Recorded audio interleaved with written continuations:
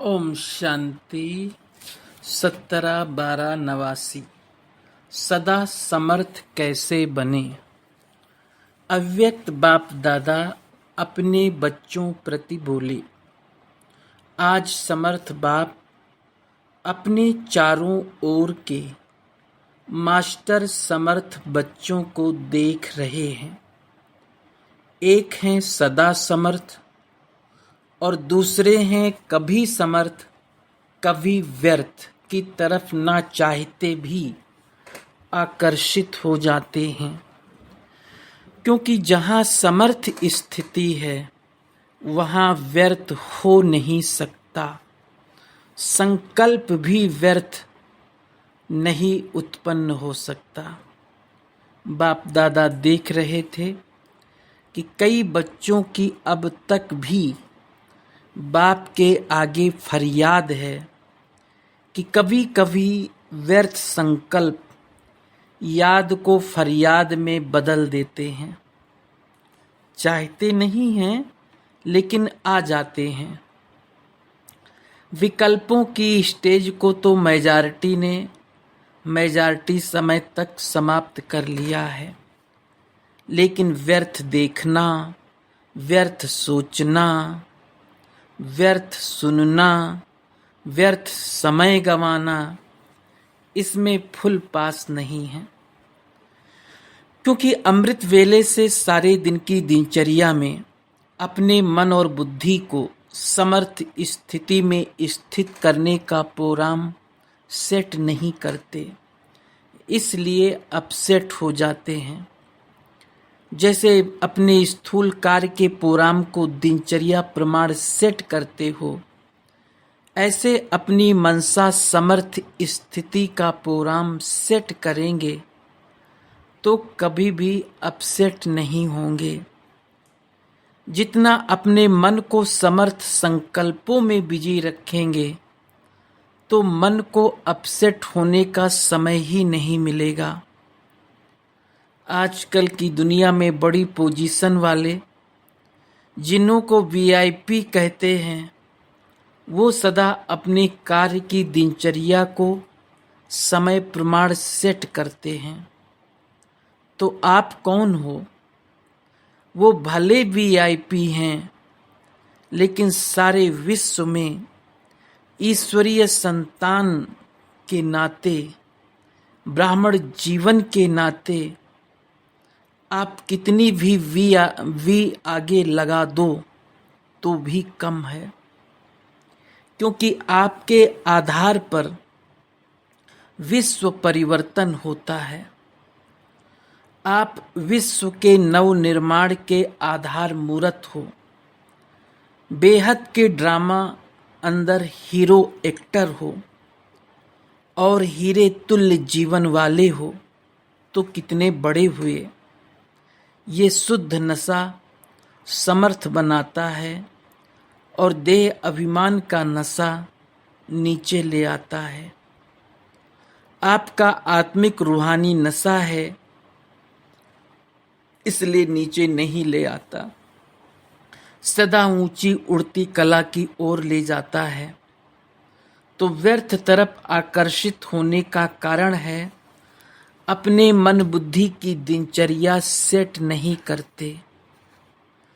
मन को विजी रखने की कला संपूर्ण रूप रीति से सदा यूज नहीं करते हो। दूसरी बात, बाप दादा ने अमृत वेले से लेकर रात के सोने तक मनसा वाचा कर्मणा और संबंध संपर्क में कैसे चलना है व रहना है, सबके लिए श्रीमत अर्थात आज्ञा दी हुई है। मनसा में स्मृति में क्या रखना है, हर कर्म में अपनी मनसा स्थिति का डायरेक्शन आज्ञा मिली हुई है। और आप सब आज्ञाकारी बच्चे हो ना, वह बन रहे हो। आज्ञाकारी अर्थात बाप के संबंध से बाप के फुट स्टेप लेने वाले, अर्थात कदम के ऊपर कदम रखने वाले। और दूसरा नाता है सजनियों का। तो सजनी भी क्या करती है, उनको क्या शिक्षा मिलती है। साजन के कदम ऊपर कदम चलो, तो आज्ञाकारी अर्थात बाप दादा के आज्ञा रूपी कदम पर कदम रखना, ये सहज है व मुश्किल है। कहाँ कदम रखें, ठीक है व नहीं, ये सोचने की भी जरूरत नहीं है।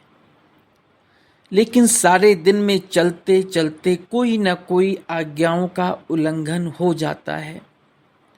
बातें छोटी छोटी होती है, लेकिन अवज्ञा होने से थोड़ा थोड़ा बोझ इकट्ठा हो जाता है। आज्ञाकारी को सर्व संबंधों से परमात्म दुआएं मिलती है, ये नियम है। साधारण रीति भी कोई किसी मनुष्य आत्मा के डायरेक्शन प्रमाण हाँ जी कह करके कार्य करते हैं, तो जिसका कार्य करते हैं उसके द्वारा उसके मन से उसको दुआएं जरूर मिलती है। तो ये परमात्म दुआएं हैं। परमात्म दुआओं के कारण आज्ञाकारी आत्मा सदा डबल लाइट उड़ती कला वाली होती है। साथ साथ आज्ञाकारी आत्मा को आज्ञा पालन करने के रिटर्न में बाप द्वारा विल पावर विशेष वरदान के रूप में मिलती है, वर्षे के रूप में मिलती है। बाप सर्व पावर्स विल में बच्चों को दे देते हैं, इसलिए सर्व पावर्स सहज प्राप्त हो जाती है। तो ऐसे विल पावर प्राप्त करने वाली आज्ञाकारी आत्मा वर्षा, वरदान और दुआएं ये सब प्राप्तियां कर लेती हैं, जिस कारण सदा खुशी में नाचते, वाह वाह के गीत गाते उड़ते रहते हैं। क्योंकि उनका हर कर्म उनको प्रत्यक्ष फल प्राप्त कराता है। कर्म है बीज, जब बीज शक्तिशाली है तो फल भी ऐसे मिलेगा ना। तो हर कर्म का प्रत्यक्ष फल बिना मेहनत के स्वतः ही प्राप्त होता है। जैसे फल की शक्ति से शरीर शक्तिशाली रहता है, ऐसे कर्म के प्रत्यक्ष फल की प्राप्ति के कारण आत्मा सदा समर्थ रहती है। तो सदा समर्थ रहने का दूसरा आधार है सदा और स्वतः आज्ञाकारी बनना। ऐसी समर्थ आत्मा सदा सहज उड़ते हुए अपनी संपूर्ण मंजिल बाप के समीप स्थिति को प्राप्त करती है। तो व्यर्थ तरफ आकर्षित होने का कारण है अवज्ञा। बड़ी बड़ी अवज्ञाएं नहीं करते हो, छोटी छोटी हो जाती है। जैसे मुख्य पहली आज्ञा है पवित्र बनो, काम जीत बनो। इस आज्ञा को पालन करने में मेजॉरिटी पास हो जाते हैं। भोली भोली माताएं भी इसमें पास हो जाती हैं। जो बात दुनिया असंभव समझती है उसमें पास हो जाते। लेकिन उनका दूसरा भाई क्रोध, उसमें कभी कभी आधा फेल हो जाते हैं। फिर होशियार भी बहुत हैं। कई बच्चे कहते हैं क्रोध नहीं किया लेकिन थोड़ा रोब तो दिखाना ही पड़ता है। क्रोध नहीं आता, थोड़ा रोब रखता हूँ। जब असंभव को संभव कर लिया, ये तो उसका छोटा भाई है, तो इसको कहेंगे, इसको आज्ञा कहेंगे व अवज्ञा। इससे भी छोटी अवज्ञा अमृत वेले का नियम आधा पालन करते हो, उठ करके बैठ तो जाते हो, लेकिन जैसे बाप की आज्ञा है उस विधि से सिद्धि को प्राप्त करते हो। शक्तिशाली स्थिति होती है। स्वीट साइलेंस के साथ साथ निद्रा की साइलेंस भी मिक्स हो जाती है। बाप दादा अगर हर एक को अपने सप्ताह की टीवी दिखाए तो बहुत मजा देखने में आएगा। तो आधा आज्ञा मानते हो, नेमी नाथ बनते हो, लेकिन सिद्धि स्वरूप नहीं बनते। इसको क्या कहेंगे? ऐसी छोटी छोटी आज्ञाएं हैं, जैसे आज्ञा है कभी भी किसी भी आत्मा को ना दुख दो ना दुख लो। इसमें भी दुख देते नहीं हो लेकिन ले लेते हो। व्यर्थ संकल्प चलने का कारण ही ये है। व्यर्थ दुख लिया, सुन लिया तो दुखी हुए। सुनी हुई बात ना चाहते भी मन में चलती है। ये क्यों कहा, ये ठीक नहीं कहा, ये नहीं होना चाहिए। व्यर्थ सुनने देखने की आदत मन को 63 जन्मों से है। इसलिए अभी भी उस तरफ आकर्षित हो जाते हो। छोटी छोटी अवज्ञाएं मन को भारी बना देती है और भारी होने के कारण ऊंची स्थिति के तरफ उड़ नहीं सकते। ये बहुत गूढ़ गति है। जैसे पिछले जन्मों के पाप कर्म बोझ के कारण आत्मा को उड़ने नहीं देते, ऐसे इस जन्म की छोटी छोटी अवज्ञाओं का बोझ जैसी स्थिति चाहते हो वो अनुभव करने नहीं देती। ब्राह्मणों की चाल बहुत अच्छी है। बाप दादा पूछते हैं कैसे हो, तो सभी कहेंगे बहुत अच्छे हैं, ठीक हैं। फिर जब पूछते हैं जैसी स्थिति होनी चाहिए वैसी है, तो चुप हो जाते हैं। इस कारण ये अवज्ञाओं का बोझ सदा समर्थ बनने नहीं देता।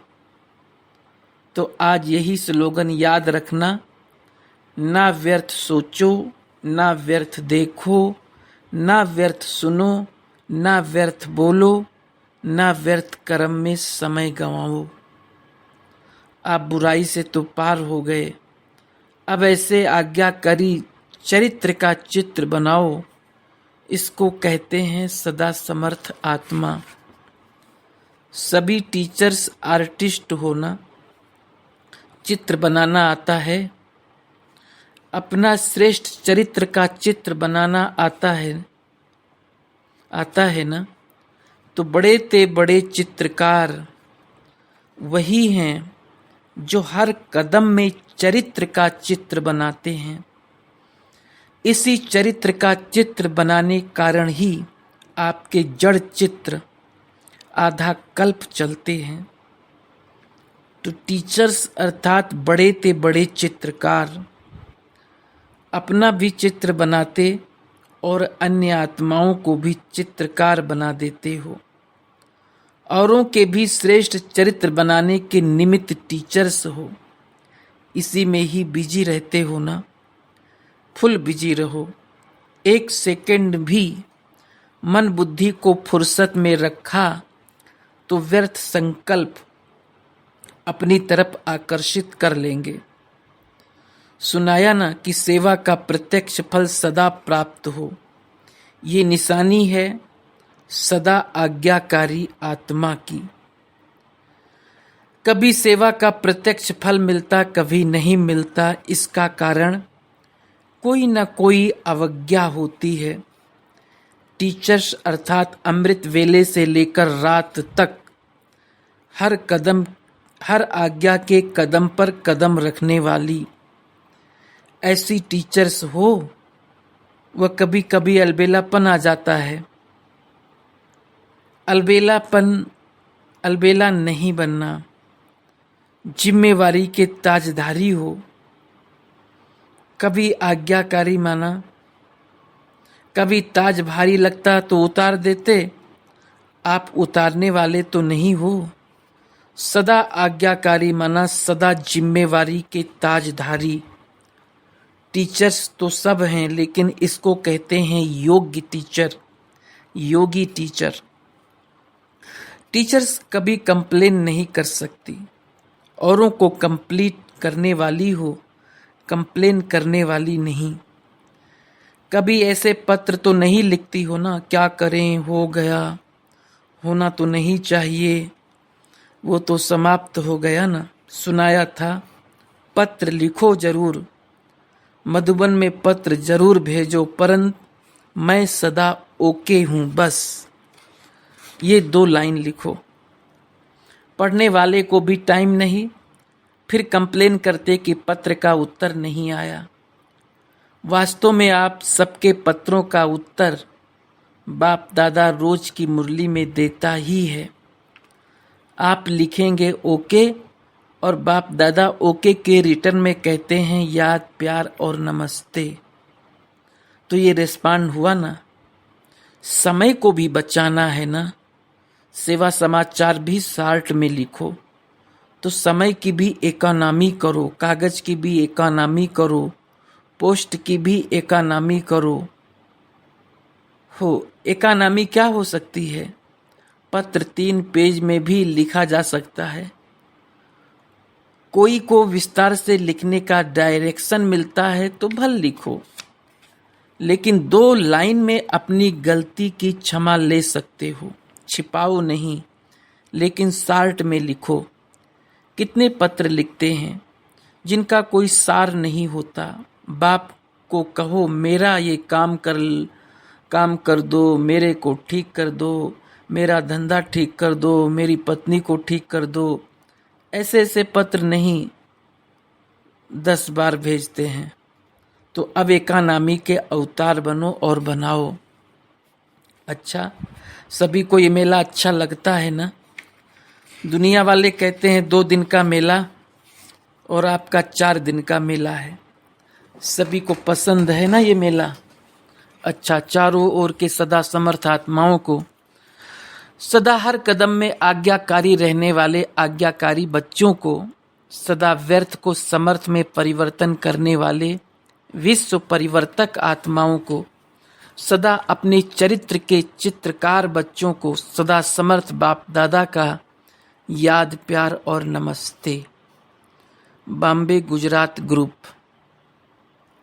बेहद बाप के अर्थात बेहद के मालिक हो, ऐसा समझते हो। बालक सो मालिक होता है, इसलिए बाप दादा बच्चों को मालिकम सलाम कहते हैं। बेहद बाप के बेहद के वर्षे के बालक सो मालिक हो, तो बेहद के वर्षे की खुशी भी बेहद की होगी ना। बाप बच्चों को भी अपने से भी आगे रखते हैं। विश्व के राज्य का अधिकारी बच्चों को बनाते हैं, खुद तो नहीं बनते। तो वर्तमान और भविष्य दोनों अधिकार मिल गए और दोनों ही बेहद हैं। सतयुग में भी हदें तो नहीं होगी ना, न भाषा की, न रंग की, न देश की। यहाँ तो देखो कितनी हदें हैं। बेहद के आकाश को भी हदों में बांट दिया है, वहाँ कोई हद नहीं होती। तो बेहद का राज्य भाग हो गया। लेकिन बेहद का राज्य भाग प्राप्त करने वालों को पहले इस समय अपनी देह की हद से परे जाना पड़ेगा। अगर देह भान की हद से निकले तो और सभी हद से निकल जाएंगे। इसलिए बाप दादा कहते हैं पहले देह सहित देह के सब संबंधों से न्यारे बनो। पहले देह फिर देह के संबंधी। तो इस देह के भान की हद से निकले हो, क्योंकि देह की हद कभी भी ऊपर नहीं ले जाएगी। देह मिट्टी है, मिट्टी सदा भारी होती है। कोई भी चीज मिट्टी में होगी तो भारी होगी ना। ये देह तो पुरानी मिट्टी है, इसमें फंसने से क्या मिलेगा? कुछ भी नहीं। तो सदा ये नशा रखो कि बेहद बाप बेहद वर्षे का बालक सो मालिक हूँ। जब बालक बनना है तो उस समय मालिक नहीं बनो, और जब मालिक बनना है तो उस समय बालक नहीं बनो। जब कोई राय देनी है, प्लान सोचना है, कुछ कार्य करना है तो मालिक होकर करो। लेकिन जब मेजॉरिटी द्वारा या निमित्त बनी हुई आत्माओं द्वारा कोई भी बात फाइनल हो जाती है तो उस समय बालक बन जाओ, उस समय मालिक नहीं बनो। मेरा विचार ही ठीक है, मेरा ही प्लान ठीक है, नहीं, उस समय मालिक नहीं बनो। किस समय राय बहादुर बनना है और किस समय राय मानने वाला बनना है। जिसको ये तरीका आ जाता है वो कभी नीचे ऊपर नहीं होता। वो पुरुषार्थ और सेवा में सफल रहता है, अपने को मोल्ड कर सकता है, अपने को झुका सकता है।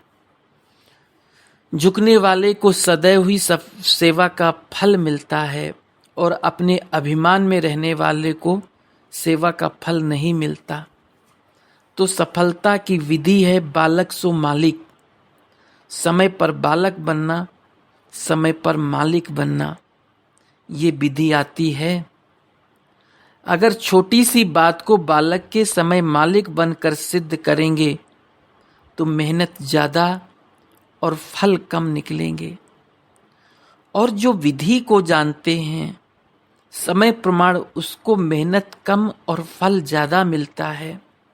वो सदा मुस्कुराता रहेगा, स्वयं भी खुश रहेगा और दूसरों को देख करके भी खुश होगा।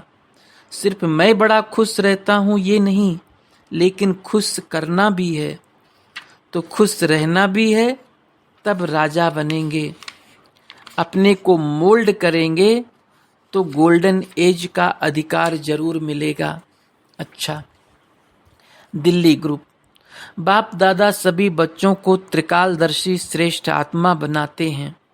त्रिकालदर्शी अर्थात पास्ट, प्रेजेंट और फ्यूचर, तीनों काल को जानने वाले।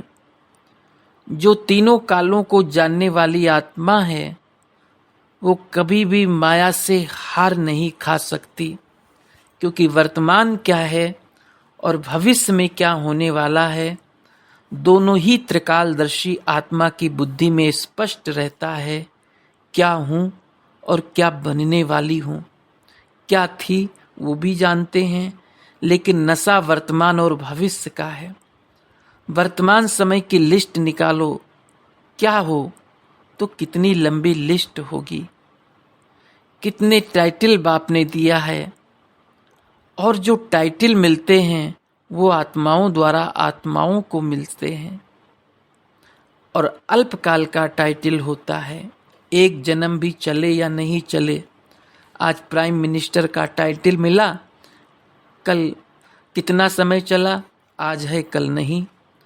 तो अल्पकाल के टाइटल हुए ना। आपके टाइटल अविनाशी है, क्योंकि देने वाला अविनाशी बाप है। बाप ने नूरे रतन बनाया तो सारा कल्प जहान के नूर बन गए। अपने रतन में भी विश्व की नजरों में होंगे, अपने राज्य में भी विश्व की नजरों में होंगे, तो नूरे जहान हो गए ना। और भक्ति में भी नूरे जहान होंगे। सारे जहान के आगे विशेष आत्माएं तो आती हैं ना, तब तो पूजते हैं, तो अविनाशी हो गए।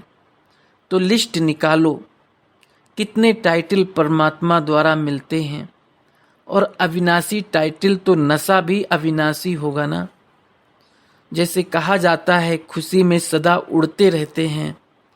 खुशी में रहने वाले के पांव सदा धरनी से ऊंचे होते हैं, क्योंकि खुशी में नाचेगा ना। तो अविनाशी टाइटल याद करने से नेचुरल उड़ते रहेंगे। इस देह रूपी धरनी पर पांव नहीं होंगे। बुद्धि है पांव, तो बुद्धि रूपी पांव खुशी से ऊपर रहेंगे, देह भान से परे रहेंगे। इसलिए बाप दादा फरिश्ता कहते हैं। फरिश्ते का अर्थ ही है बुद्धि रूपी पांव धरनी पर ना हो, ना देह में, ना देह के संबंध में, ना देह के पुराने पदार्थों में। ये है धरनी। इससे ऊपर ऐसे रहते हो, या कभी कभी धरनी में आने की दिल होती है। कभी कभी धरनी आकर्षित तो नहीं करती, स्थूल चीजों को तो स्थूल धरनी आकर्षित करके ऊपर से नीचे ले आती है, लेकिन आपको नहीं कर सकती। तो नीचे आते हो या ऊपर रहते हो। फरिश्ता कहाँ भी जावेगा तो वरदान देने या संदेश देने के लिए। संदेश दिया और उड़ा। तो अगर देहधारियों के संबंध में आते भी हो तो ऊपर से आए, संदेश दिया और उड़ा, ऐसे है ना। अच्छा, बॉम्बे ग्रुप। स्व स्थिति की शक्ति से किसी भी परिस्थिति का सामना कर सकते हैं। स्वस्थिति अर्थात आत्मिक शक्ति। परिस्थिति व्यक्ति व प्रकृति द्वारा आती है। अगर स्वस्थिति शक्तिशाली है तो उसके आगे परिस्थिति कुछ भी नहीं है। प्रकृति के भी मालिक आप हो। आपके परिवर्तन से प्रकृति का परिवर्तन होता है। इस समय आप सतो प्रधान बन रहे हो तो प्रकृति भी तमो से सतो में परिवर्तन हो रही है। आप रजोगुणी बनते हो तो प्रकृति भी रजोगुणी बनती है। तो श्रेष्ठ कौन हुआ? आप हुए ना। इसलिए स्वस्थिति में स्थित रहने वाला कभी परिस्थिति से घबराता नहीं, क्योंकि पावरफुल कभी कमजोर से नहीं घबराता। व्यक्ति द्वारा परिस्थिति आती है तो आजकल के व्यक्ति भी तमोगुणी है ना। आप तो सतोगुणी हो, तो तमोगुणी पावरफुल नहीं, सतोगुण पावरफुल है। कई ऐसा समझते हैं और परिस्थितियों से तो पार हो जाते हैं, लेकिन जब कोई ब्राह्मण आत्मा द्वारा परिस्थिति आती है तो उसमें घबरा जाते हैं, उसमें थोड़ा क्या क्यों में चले जाते हैं। लेकिन जिस समय कोई भी ब्राह्मण आत्मा में माया प्रवेश होती है, उस समय ब्राह्मण आत्मा नहीं वशीभूत है, इसलिए उससे घबरा नहीं सकते। कोई भी ब्राह्मण आत्माएं अगर वशीभूत हैं तो वशीभूत पर रहम आता है, तरस पड़ता है। वशीभूत पर कभी जोश नहीं आता। कोई जानबूझकर कुछ करता है तो उस पर जोश आता है। तो जब ब्राह्मण आत्मा भी वशीभूत है तो रहम की भावना रखो, फिर घबराएंगे नहीं और ही उस आत्मा की सेवा करने लग जाएंगे। शुभ भावना शुभ कामना द्वारा सेवा करेंगे तो स्वस्थिति वाला किसी भी परिस्थिति से घबरा नहीं सकता, क्योंकि नॉलेजफुल आत्मा हो गई। तीनों कालों की सर्व आत्माओं की नॉलेज है। नॉलेजफुल व त्रिकालदर्शी कभी घबरा नहीं सकते हैं। सदा ही किसी भी परिस्थिति में मुस्कुराते रहेंगे, हर्षित रहेंगे, परिस्थिति से आकर्षित नहीं होंगे। अगर कोई भी परिस्थिति में फेल होते हैं तो परिस्थिति की तरफ आकर्षित हो गए ना। जो हर्षित होगा वो साक्षी होकर खेल देखेगा। आकर्षित नहीं होगा तो आप सब कौन हो? हर्षित रहने वाले हो या आकर्षित? परिस्थितियां और महावीर बनाती है, क्योंकि परिस्थिति को जानते हैं ना, तो अनुभव की अथॉरिटी बढ़ती जाती है। तो ऐसे महावीर हो या कभी कभी कमजोरी का भी मजा ले लेते हो। एक बार भी कोई कमजोरी को धारण किया तो एक कमजोरी आना माना सब कमजोरियों का आना।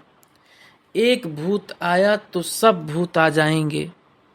चाहे विशेष रूप में कोई एक भूत हो, लेकिन छिपे हुए सब भूत आते हैं। इसलिए अभी भूतों से मुक्त बनो।